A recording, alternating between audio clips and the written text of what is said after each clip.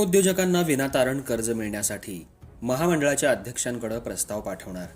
समन्वयक ऋषिकेश पाटील.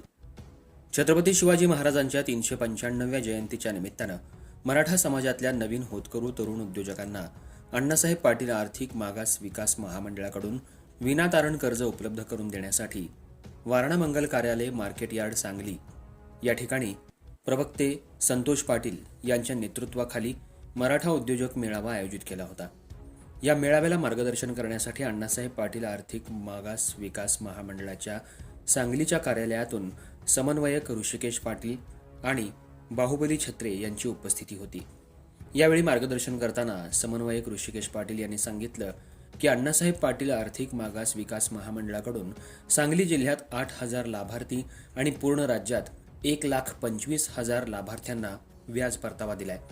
ज्या बँका नवीन होतकरू उद्योजकांना कर्ज देत नाहीत त्यांच्याशी आम्ही बैठक घेऊन प्रसंगी त्यांच्याशी भांडण करून आम्ही नवीन होतकरू उद्योजकांना कर्ज देण्यास भाग पाडतो.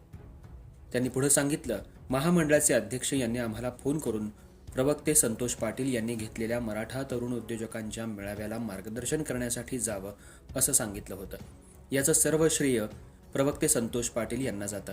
नवीन तरुण होतकरू उद्योजकांना विनातारण कर्ज देण्यासाठी महामंडळाचे अध्यक्ष नरेंद्र पाटील यांच्याकडे आम्ही प्रस्ताव पाठवणार आहे असं सांगितलं.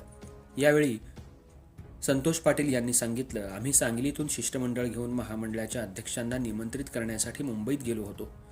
या पत्रामध्ये कळवण्यात आले की गरीब तरुणांकडे बँकेला तारण देण्यासाठी काहीही प्रॉपर्टी नाही, त्यांना बँका कर्ज देत नाहीत, त्यामुळं ते नवीन उद्योजक होऊ शकत नाहीत आणि आपला व्यवसाय उभारू शकत नाहीत. यासाठी बँकेच्या नियमावलीत बदल करून महामंडळाकडून हमी देऊन नवीन तरुण उद्योजकांना विनातारण कर्ज द्यावं असं सांगितलंय. यासाठी आपण सांगलीमध्ये मार्गदर्शन करण्यासाठी यावं असं निमंत्रण दिलं होतं.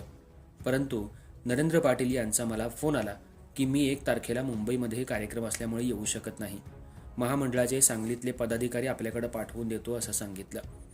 त्या विनंतीला मान देऊन समन्वयक ऋषिकेश पाटील हे मार्गदर्शन करण्यासाठी आले.